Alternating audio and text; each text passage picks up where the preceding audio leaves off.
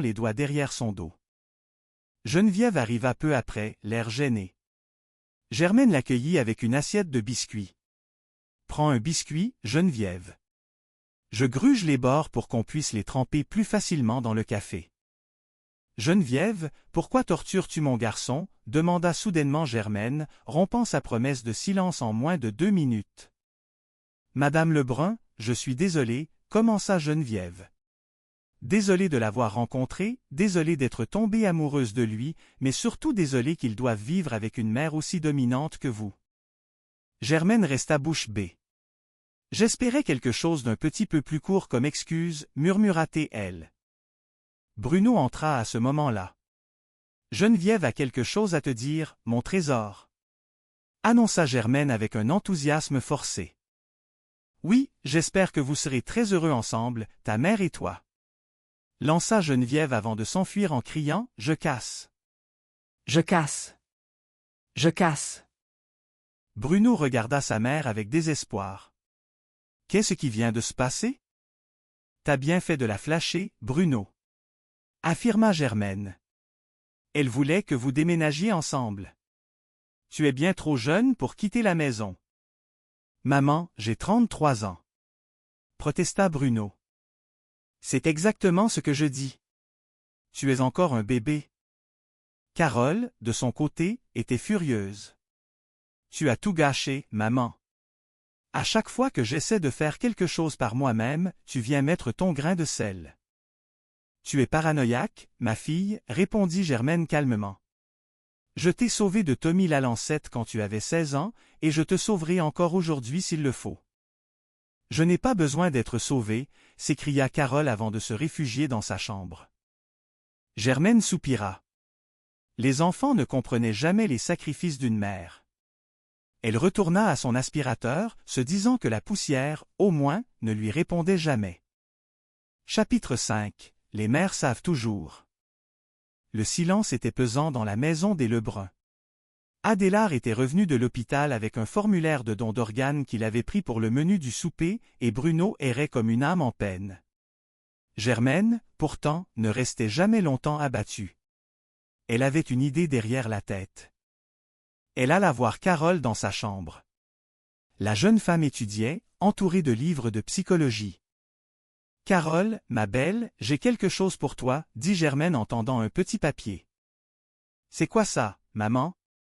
Un numéro de téléphone? » « C'est le numéro de Tommy Lalancette, » répondit Germaine. Sa femme l'a quitté il y a 2 ans. Il se retrouve seul pour élever ses enfants. Je me suis dit qu'un petit coup de téléphone lui ferait du bien. « Maman? Tu as fait ça? » s'étonna Carole, touchée malgré elle. « C'est ce qu'on fait, nous autres les mères, » répondit Germaine avec un clin d'œil. « On répare les pots cassés, même ceux qu'on a aidés à briser un petit peu. »« Merci, maman. »« Je ne plaisante pas, merci vraiment. »« De rien, ma grande. »« Allez, appelle-le. Et si jamais il recommence à faire le fou, n'oublie pas ton taser que Margot t'a prêté. » Pendant que Carole composait le numéro avec une hésitation mêlée d'espoir, Germaine descendit à la cuisine. Elle se sentait mieux. Elle n'était peut-être pas une psychologue diplômée, ni une femme d'affaires de classe mondiale, mais elle était une maman. Et dans le fond, c'était le plus beau métier du monde. Elle regarda par la fenêtre, voyant le soleil se coucher sur le quartier. Elle se parla à elle-même, comme elle aimait le faire. N'empêche que ce Tommy Lalancette, c'était quand même un drôle de numéro dans le temps, murmura-t-elle avec un sourire. Mais bon, on ne sait jamais. Elle éteignit la lumière de la cuisine, laissant la maison s'envelopper dans la douceur de la nuit. Une autre journée s'achevait chez Madame Lebrun, une journée faite de rires, de cris et de beaucoup de ménage. Mais c'était sa vie, et elle ne l'aurait changée pour rien au monde. Bonne nuit à tous, même à ceux qui oublient leurs étiquettes. Chapitre 6. L'art de la guerre et du repassage. Le lendemain matin, la maison vibrait d'une énergie nouvelle. Carole semblait avoir retrouvé un certain entrain, tandis que Bruno s'était réfugié dans le garage pour, selon ses dires, réfléchir sur le sens profond de la mécanique. Germaine, elle, avait décidé d'entamer le grand repassage du printemps. L'important dans la vie, c'est que les plis soient droits, expliquait Germaine à une plante verte qui avait désespérément besoin d'eau. Un vêtement froissé, c'est comme une âme en peine, ça manque de structure. Le téléphone sonna. C'était Margot, l'amie de toujours, celle qui savait tout sur tout le monde et même un peu plus. « Allô Margot? »« Oui, je repasse. »« Quoi? Madame Tremblay a encore changé de perruque? Une rousse incendiaire? Elle doit penser qu'elle va mettre le feu au bingo. » Germaine riait de bon cœur en maniant son fer. Elle aimait ces petits potins qui pimentaient le quotidien. Mais la conversation dévia rapidement sur Adélard. Oui, il est revenu. Il dit qu'il a vu la lumière au bout du tunnel, mais je pense que c'était juste le plafonnier de l'ascenseur. Il a essayé de signer un contrat de vente pour son foie, tu te rends compte? À son âge, son foie, c'est plus du pâté de campagne qu'un organe fonctionnel. Après avoir raccroché, Germaine se tourna vers la porte du salon. Adélard observait le fer à repasser avec une méfiance évidente. « Tu veux que je te repasse les oreilles, grand-papa? Ça te permettrait peut-être d'entendre mieux ce que je te dis depuis 30 ans. » Adélard grommela quelque chose à propos de la dureté de l'acier et se rendormit aussitôt.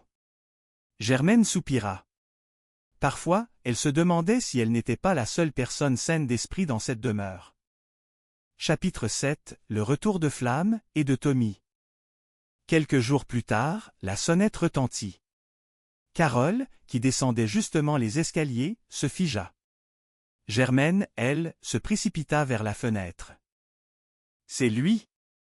Le grand retour! » « C'est Tommy Lalancette » s'écria Germaine avec autant d'enthousiasme qu'une commentatrice de hockey. Tommy se tenait sur le perron, un bouquet de fleurs un peu flétri à la main et un air de chien battu qui aurait fait fondre un glacier. Carole ouvrit la porte, hésitante. « Salut Carole. »« Ta mère m'a appelé, » bafouilla-t-il. Germaine, cachée derrière le rideau, ne perdait pas une miette de la scène. Regarde-le, avec son petit bouquet de chez le dépanneur.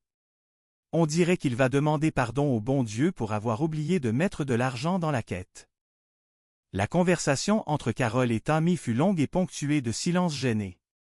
Ils finirent par sortir faire une promenade. Germaine sortit de sa cachette, un sourire de satisfaction sur les lèvres. Et voilà, le travail est fait. C'est ça, la diplomatie Lebrun. On pousse un peu, on tire un peu, et hop! On remet les cœurs sur les rails. Bruno entra dans la cuisine à ce moment-là, une tache d'huile sur le front. « C'est qui le gars qui vient de partir avec Carole? »« Ton futur beau-frère, peut-être, » lança Germaine en lui tendant un linge propre. « Va te débarbouiller, Bruno. Tu as l'air d'avoir essayé de manger un pneu. » Chapitre 8 – Le bingo de la discorde. Le vendredi soir était sacré chez les Lebrun, c'était le soir du bingo à la paroisse. Germaine s'était mise sur son 31, une broche en forme de papillon épinglée sur son chandail préféré. Ce soir, c'est le gros lot. Je le sens dans mes articulations, annonça-t-elle à la cantonade. Elle emmena Adélard avec elle, espérant que le bruit de la foule lui sortirait un peu de sa torpeur. La salle paroissiale était comble. L'odeur du café tiède et des sandwichs aux œufs flottait dans l'air. Le boulier commença à tourner. B12. Oh, 64, criait le curé Saint-Pierre avec une ferveur quasi mystique. Germaine cochait ses cases avec une concentration de moine copiste.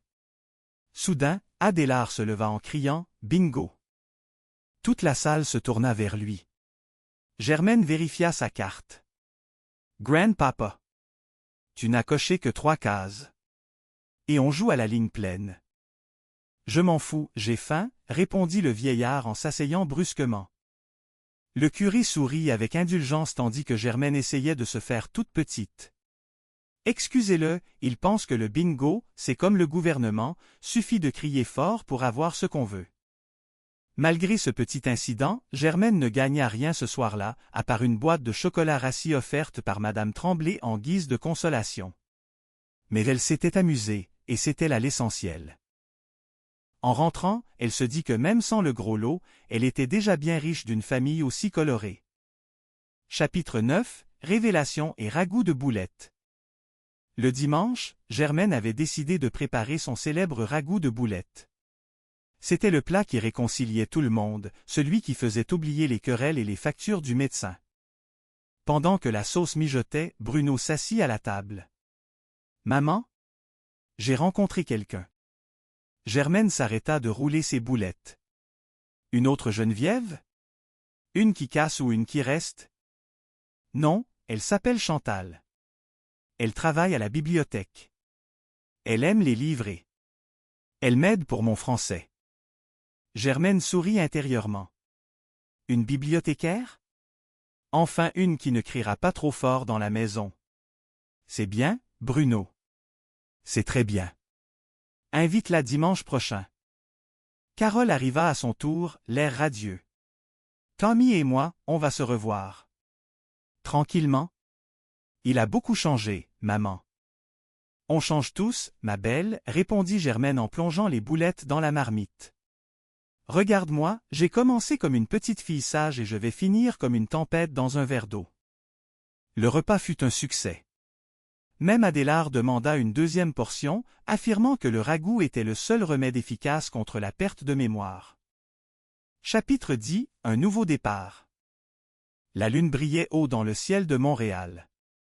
Germaine était assise sur son balcon, observant le calme de la rue. La maison était enfin silencieuse. Bruno rêvait sans doute de dictionnaire, Carole de bouquets de fleurs et Adélard de bouliers de bingo. Elle repensa à tout ce qui s'était passé.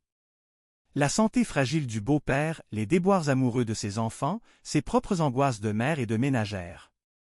Elle se rendit compte que chaque obstacle n'était qu'un pli de plus à repasser, une poussière de plus à épousseter.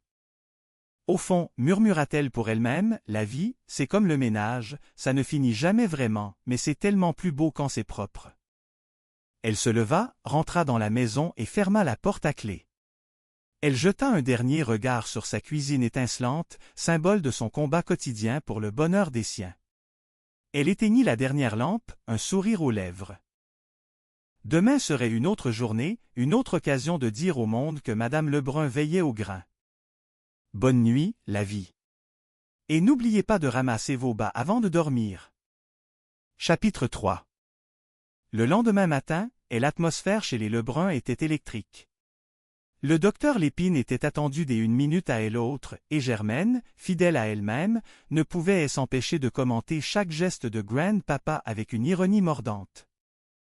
Le vieil homme, quant à lui, semblait s'être enfoncé encore plus profondément dans son mutisme, ses yeux fixés sur un point invisible. Le mâle, là, ça part dans les épaules puis ça descend le long de la colonne, se plaignit soudain Germaine en se massant le dos vigoureusement. Carole, qui rangeait des revues, s'arrêta net. « Ça fait combien de temps qu'il a ça, maman ?» demanda-t-elle avec une inquiétude sincère en désignant son grand-père. « Pas lui, moi. » s'exclama Germaine avec une moue offensée. « Je te parle de mes propres souffrances, Carole. Personne ne s'occupe de la santé de la femme qui tient cette maison à bout de bras. » C'est à ce moment précis que le docteur Lépine fit son entrée, sa sacoche de cuir noir à la main et un air de gravité professionnelle qui semblait coûter, à lui seul, les 50 premières piastres de la consultation. « Madame, je suis ici pour examiner votre beau-père, déclara-t-il d'un ton solennel. « Prenez votre temps avec lui, docteur, répondit Germaine en faisant un signe de la main vers le salon. Il n'est pas au pas de course. C'est juste une question de temps, hein, grand-papa? Elle se pencha vers le vieil homme, sa voix prenant une tonalité faussement douce. Est-ce que tu es prêt à mourir? Oui, murmura grand-papa sans ciller, ça va être fait vendredi. Germaine se tourna vers le docteur, les sourcils haussés.